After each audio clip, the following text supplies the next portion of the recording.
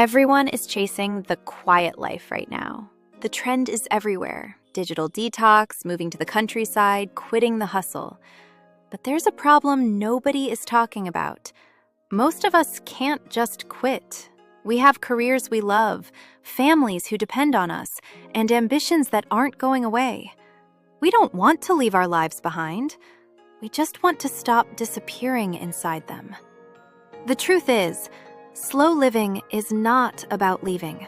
It's about architecture, inner architecture. We are living in a culture that treats exhaustion like a scheduling problem. So when life feels too heavy, we reach for the same tools again. Better habits, tighter routines, more discipline, more optimization.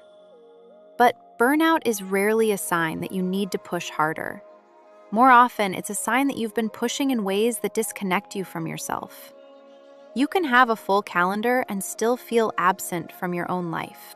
That's why I turned to Japan, not as a tourist, but as someone who needed saving.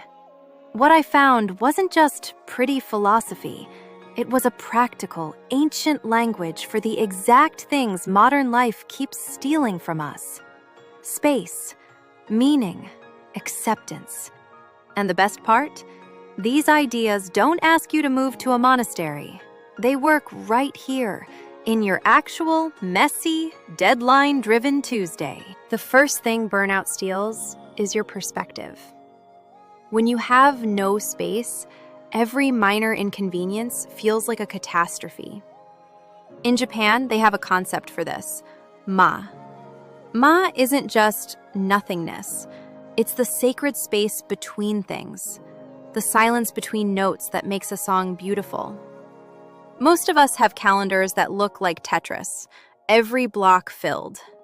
We have no ma. But how do you handle it when that space is violated by things outside your control? That's where Shouganai comes in.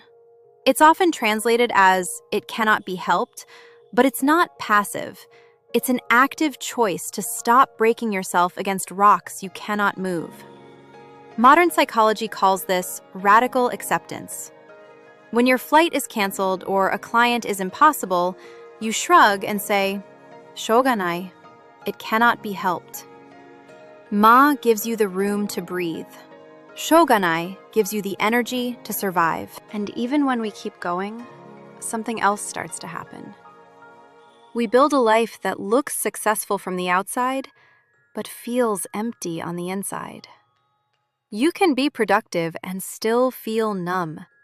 You can be admired and still feel disconnected. That's because meaning doesn't come from perfection. Wabi-sabi reminds us that life becomes meaningful when we stop trying to make everything flawless. And Ikigai is not a grand purpose. It's quieter. It's the reason your life feels worth living on an ordinary Tuesday. People think slow living is about doing things at a snail's pace. It's not. It's about mono no aware, the awareness of the fleeting nature of things. When you realize the moment you're in will never happen again, you don't slow down, you wake up. You become present for the work, the meal, the conversation. But how do you change a life that feels like an avalanche? Not with a revolution, but with Kaizen. Kaizen is the art of the 1% improvement. If your life is a mess, don't try to fix it all by Monday. Find one ma moment, 60 seconds of silence at your front door before you enter your house. That's it. The West tells you to go big or go home. Japan tells you to go small and stay consistent. One tiny ritual is more powerful than a week-long retreat you'll never have time for. In the West, the question is often, how can I do more? But Japanese philosophy asks something different. What can I let go of? What pressure is unnecessary? What pace is unsustainable? Healing doesn't always begin by adding more. Sometimes it begins by removing what is overwhelming your system. Slow living is not laziness. It's learning how to build a life your nervous system can actually live inside. You don't need to escape your life.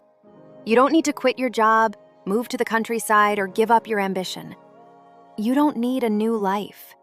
You need a new way of living the one you already have. If you're watching this right now with heavy eyes, or during a 3-minute lunch at your desk, know this: you aren't lazy. You aren't broken. You're just caught in a system designed to keep you running. The door is open. You don't have to quit to find peace. You just have to change the way you relate to the seconds you have. I put this entire framework into my book, Slow Living with Ikigai. It's a short, honest guide for the ambitious person who is tired of being tired. Take a breath. Slow down. Not your life, just this moment. I'll see you in the next one.